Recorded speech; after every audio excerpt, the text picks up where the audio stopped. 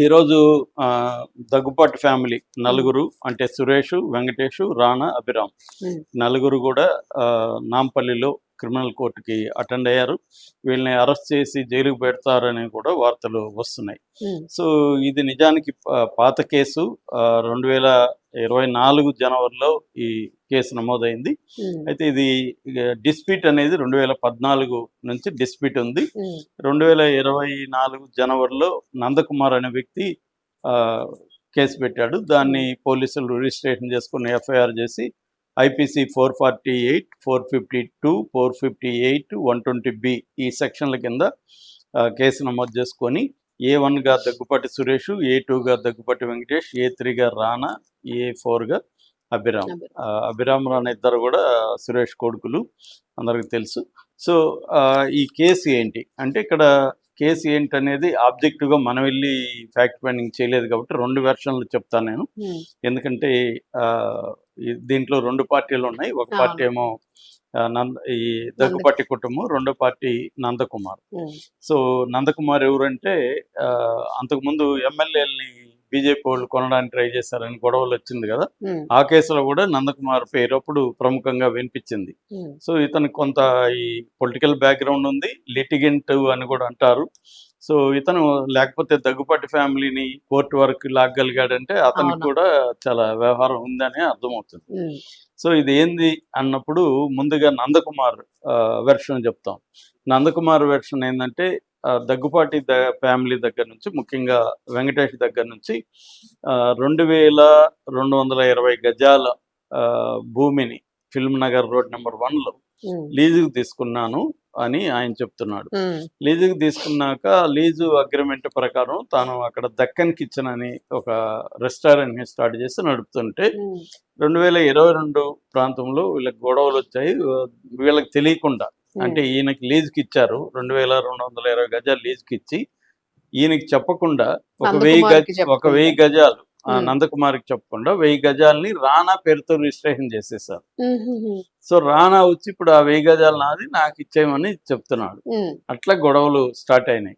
దాని తర్వాత ఇతను తన లీజుకు తీసుకున్నాక ఒకటి దక్కన్ కిచెన్ పెట్టి, మామూలుగా ఎప్పుడైనా ఒక హోటల్ పెట్టినప్పుడు పక్కన ఇంక వేరే వాళ్ళకి ఇస్తారు కదా, అలాగే అతను ఇంకేదో వేరే వాళ్ళకి ఇచ్చాడు. పాన్ షాప్ కావచ్చు, లేకపోతే జిరాక్స్ కావచ్చు, ఏదో అంటే ఒక్కొక్కసారి ఎవరైనా కొంత ఖర్చుల్ని తగ్గించుకోవడం కోసం ఇది చేస్తుంది. అలా ఇతను ఇచ్చాను.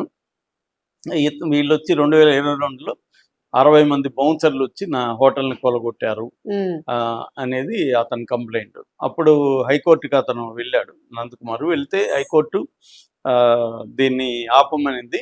కూల్చేది ఆపేసి యథాస్థితి స్టేటస్ కో అంటారు, స్టేటస్ కో అని ఇచ్చింది. ఇచ్చినా కూడా వీళ్ళు మళ్ళీ వెళ్ళి కూలగొట్టారు. సో ఇది కోర్టు ధిక్కరణ అని చెప్పి ఇతను, నాకు దీన్ని కూలగొట్టడం వల్ల 20 కోట్ల నష్టం వచ్చింది, కోర్టు ఆర్డర్ ఉన్నప్పటికీ కూడా వీళ్ళు కూలగొట్టారు అని చెప్పి నాంపల్లి క్రిమినల్ కోర్టులో ఇతను కేసు వేశాడు నందకుమార్. ఇది నందకుమార్ వెర్షన్. ఇట్లా దగ్గుపాటి వెర్షన్ ఏంటంటే, వీళ్ళు ఇచ్చింది వాస్తవమే లీజ్కి, కానీ దాంట్లో సబ్ లీజ్ ఇవ్వకూడదు అనేది క్లియర్గా ఉంది. ఇంకెవరికి లీజ్ ఇవ్వకూడదు, నువ్వు చేసుకోవాలి అని ఉంది. కానీ ఇతను అది వదిలేసి మళ్ళీ చాలా మందికి ఇచ్చేశాడు. మాకు చెప్పలేదు, ఇంటిమేట్ చేయలేదు, లీజ్ కండిషన్స్ని ఇతను ఫాలో కాలేదు. ఫాలో కానప్పుడు, లీజ్ కండిషన్స్ ఫాలో కానప్పుడు అది ఖాళీ చేసే హక్కు మాకుంది. మేము జిహెచ్ఎంసీ వాళ్ళకి మామూలుగానే లీగల్గా పెట్టుకున్నాము. ఇలాగా అతను లీజ్ కండిషన్లు ఫాలో కాకుండా చేస్తున్నాడు, ఖాళీ చేయమంటే ఖాళీ చేయట్లేదు అని. రెండోది, మా ఆస్తిలో మేము మా పిల్లలకి వాటా ఇచ్చుకుంటాము, అది మా ప్రాబ్లం. అతనికి లీజుకి ఇచ్చిన అతనికి మేము ఎందుకు చెప్పాలి? సో మా రానాకి 1000 గజాలు ఇచ్చిన మాట వాస్తవమే. సో రానాతో లీజు కూడా అతనిది అయిపోయినా కూడా 1000 గజాలు రానాకి అప్పగించట్లేదు ఇతను. దాన్ని కూడా ఇతను వ్యాపారానికి ఉపయోగించుకుంటున్నాడు. అంటే క్లియర్గా లీజ్ కండిషన్స్ని బ్రేక్ చేశారు. తర్వాత వేరే వాళ్ళకి ఇచ్చడం, తర్వాత ఇతను దౌర్జన్యం, మా మీద దౌర్జన్యం చేయడం, ఇవి చేస్తున్నాడు నందకుమారు. ఇతను ఒక లిటిగెంట్, ఇంతకుముందు కూడా ఎమ్మెల్యేలు దీంట్లో కూడా ఉన్నాడు. ఇతనికి క్రిమినల్ బ్యాక్గ్రౌండ్ ఉంది కాబట్టి ఇతను కావాలని వాంటెడ్లీ ప్లాన్ చేసుకుని ఇలా అంతా చేశాడు. అందుకని మేమేమి పర్సనల్గా బౌన్సర్లను పెట్టుకొని చేయలేదు, లీగల్గా మేము జిహెచ్ఎంసీ వాళ్ళకి చేస్తే జిహెచ్ఎంసీ వాళ్ళు దాన్ని కూలగొట్టారు. సో ఇప్పుడు యాక్చువల్గా జిహెచ్ఎంసీ వాళ్ళు కూడా బాధ్యత వహించాలి. ఒకవేళ హైకోర్టు ఆర్డర్ ఉంటే కూలగొట్టకూడదు, హైకోర్టు వద్దని చెప్పినప్పుడు. కానీ ఈ మధ్యకాలంలో మన ఇక్కడ హైడ్రా మీద కూడా విపరీతమైన ఆరోపణలు వచ్చాయి. హైకోర్టు చెప్పినా వినట్లేదు, కొట్టేస్తున్నారు.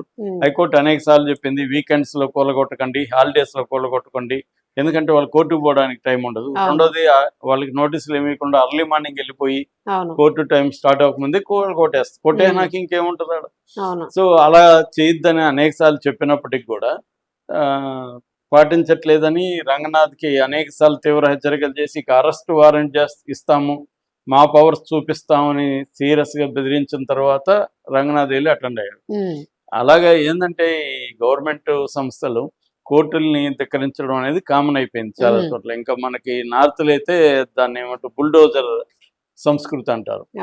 వాళ్ళు ఎవరైనా నేరం చేస్తే వాళ్ళ ఇంటిని కూల్చాడు, నేరం చేశాడో లేదో కూడా ప్రూవ్ కాదు, పోయి కూల్చేసేయడం.